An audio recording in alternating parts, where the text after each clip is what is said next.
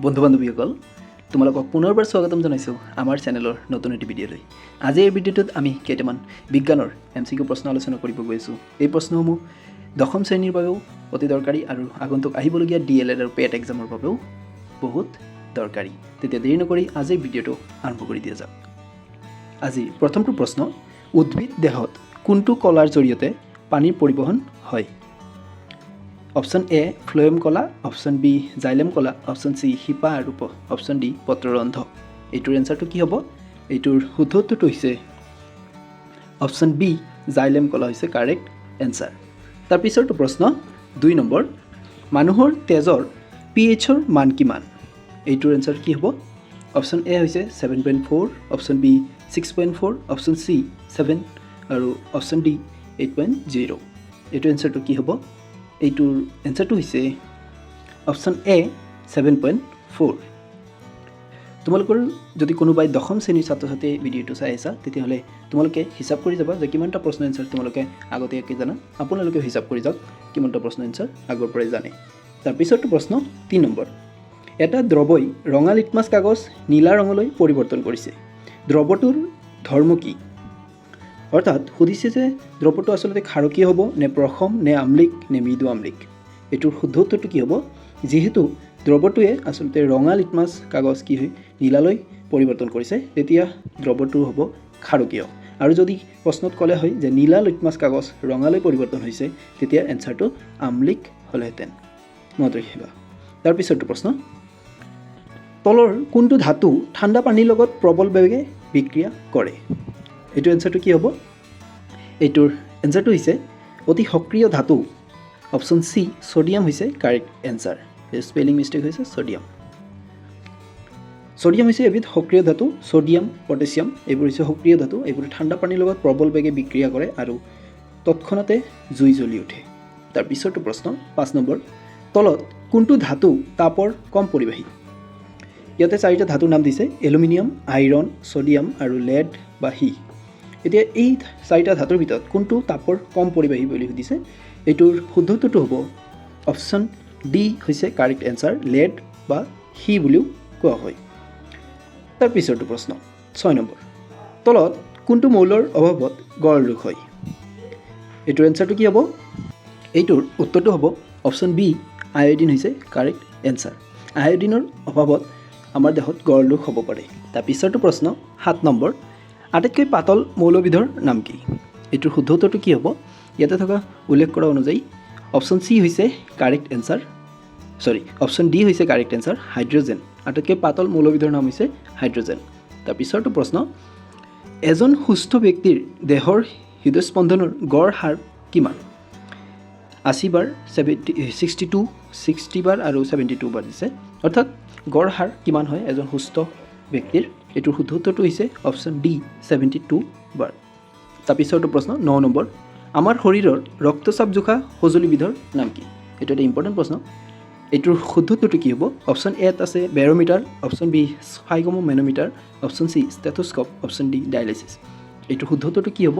এইটোৰ শুদ্ধ উত্তৰটো হৈছে অপশ্যন বি স্ফাইগমোমেনোমিটাৰ হৈছে কাৰেক্ট এনচাৰ। তাৰপিছৰটো প্ৰশ্ন 10 নম্বৰ, এজন সুস্থ ব্যক্তিৰ তেজৰ চাপৰ মাত্ৰা কিমান? এইটোৰ শুদ্ধ উত্তৰটো হৈছে অপশ্যন এ হৈছে কাৰেক্ট এনচাৰ, 120 আৰু 80। অৰ্থাৎ হাই প্ৰেছাৰটো হৈছে 120 আৰু ল' প্ৰেছাৰ 80। তাৰপিছৰটো প্ৰশ্ন, তলৰ কোনটো প্ৰক্ৰিয়া উদ্ভিদ দেহত সংঘটিত হয়?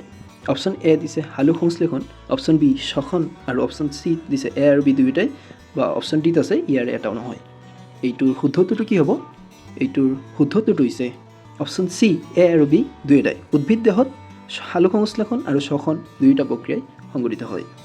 তাৰপিছৰটো প্ৰশ্ন 12 নম্বৰ, তলত উল্লেখিত কোনটো শ্বেতসাৰ সংশ্লেষণৰ বাবে মূল কাৰখানা? অৰ্থাৎ উদ্ভিদ দেহত যে শ্বেতসাৰ তৈয়াৰ হয় ক'ত আচলতে শ্বেতসাৰ উৎপন্ন হয় সেইটো সুধিছে। এইটোৰ শুদ্ধ উত্তৰটো কি হ'ব? এইটোৰ শুদ্ধ উত্তৰটো হৈছে option A, option B, option C, option D. কোনটো হ'ব শুদ্ধ উত্তৰ? অপশ্যন বি হৈছে কাৰেক্ট এনচাৰ, হৰিতকণা। পাতত থকা হৰিতকণাত আচলতে শ্বেতসাৰ তৈয়াৰ হয়।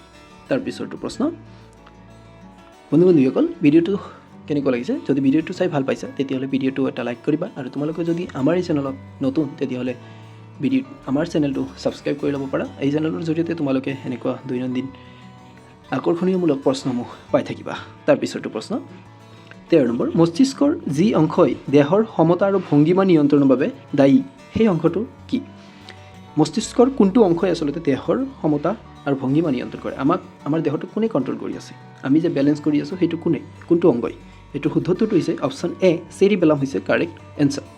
আৰু চেৰিব্ৰামটো আমাৰ স্মৃতি শক্তিৰ ক্ষেত্ৰত জড়িত। তাৰপিছৰটো প্ৰশ্ন, পোহৰৰ দিশত উদ্ভিদৰ কাণ্ডৰ চলনক কি বোলে?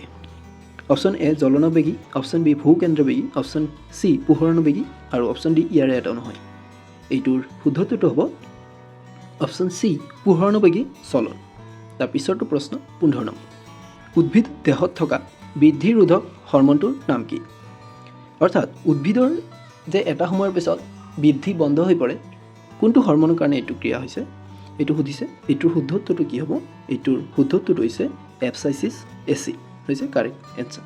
আৰু অক্সিন আৰু জিবাৰেলিন হৈছে উদ্ভিদৰ বৃদ্ধিত সহায় কৰে। তাৰপিছৰটো প্ৰশ্ন, থাইৰক্সিন হৰম'নৰ অভাৱত কি ৰোগ হয়? থাইৰক্সিন হৰম'নৰ অভাৱত কি ৰোগ হয় অলপ আগতে পাই আহিছোঁ। এইটোৰ শুদ্ধত্বটো এইটো তোমালোকৰ কাৰণে থৈ দিলোঁ, তোমালোকে এইটো কমেণ্ট কৰি জনাবা। এইটোৰ শুদ্ধত্বটো অলপ আগতে আমি আলোচনা কৰিলোঁ, পিছে এইটো থৈ দিলোঁ, তোমালোকে কমেণ্ট কৰি জনাবা। তাৰপিছৰটো প্ৰশ্ন, মগজুৱে কি কাম কৰে? অপশ্যন এ ভাবা আৰু চিন্তা, অপশ্যন বি হৃদয়পিণ্ড স্পন্দন নিয়ন্ত্ৰণ আৰু অপশ্যন চি দেহৰ সমতা ৰক্ষা, অপশ্যন ডি ওপৰৰ আটাইকেইটা। মগজুৱে ওপৰৰ এই আটাইকেইটা কাম কৰে, অৰ্থাৎ অপশ্যন ডি হ'ব ইয়াতে কাৰেক্ট এনচাৰ। তাৰপিছৰটো প্ৰশ্ন, তেজৰ কোনটো কোষত হিমগ্ল'বিন পোৱা যায়? অপশ্যন এ লোহিত ৰক্তকোষ বা RBC, অপশ্যন বি শ্বেত ৰক্তকোষ বা WBC, অপশ্যন চি অনুচক্ৰিকা, অপশ্যন ডি প্লাজমা। শুদ্ধটোতো কি হ'ব? শুদ্ধটোতো হৈছে লোহিত ৰক্তকণিকাত আচলতে হিমগ্ল'বিন পোৱা যায়। এইটো এটা ইম্পৰ্টেণ্ট প্ৰশ্ন। তাৰপিছৰটো প্ৰশ্ন 19 নম্বৰ, মৎস্য শ্ৰেণীৰ প্ৰাণীৰ হৃদযন্ত্ৰৰ কোঠালি কেইটা? এইটোৰ শুদ্ধটোতো কি হ'ব? এইটোৰ শুদ্ধটোতো হৈছে অপশ্যন এ হৈছে কাৰেক্ট এনচাৰ 2টা। আৰু আমাৰ মানুহৰ যদি সোধে মানুহৰ হ'ব 4টা। তাৰপিছৰটো প্ৰশ্ন 20 নম্বৰ, পাকস্থলীত পোৱা প্ৰ'টিন বিশ্লেষী উৎসেচকটোৰ নাম কি? Option A pepsin, option B lipase, option C trypsin আৰু অপশ্যন ডি এটাও নহয়। এইটোৰ শুদ্ধত্বটো কি হ'ব? এইটোৰ শুদ্ধত্বটো হৈছে অপশ্যন এ হৈছে কাৰেক্ট এনচাৰ। পাকস্থলীত পেপচিন নামৰ প্ৰ'টিন বিশ্লেষী উৎসেচক পোৱা যায়। তাৰপিছৰটো প্ৰশ্ন, কোষীয় শক্তিৰ মুদ্ৰা বুলি কাক জনা যায়? এইটোৰ শুদ্ধত্বটো কি হ'ব?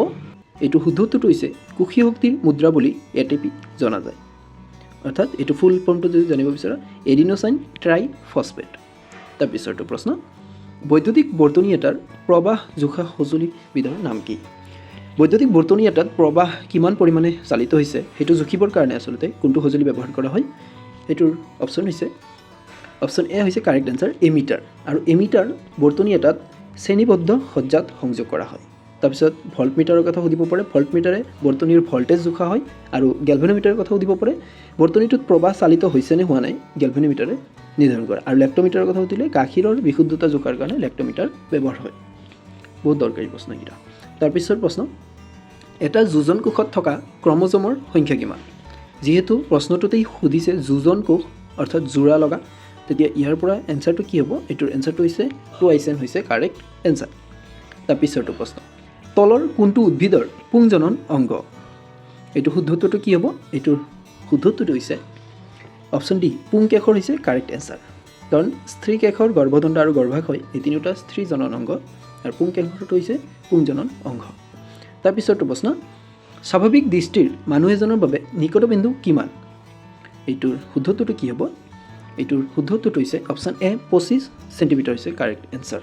এজন স্বাভাৱিক দৃষ্টিৰ মানুহে 25 চেণ্টিমিটাৰতকৈ নিকট বস্তু, যদি 25 চেণ্টিমিটাৰতকৈ ওচৰত কোনো এটা বস্তু থাকে তেতিয়া সেই বস্তুটো অলপ স্পষ্টকৈ দেখা নাপায়। তেতিয়া ইয়াৰ কাৰেক্ট এনচাৰটো হৈছে 25 চেণ্টিমিটাৰ।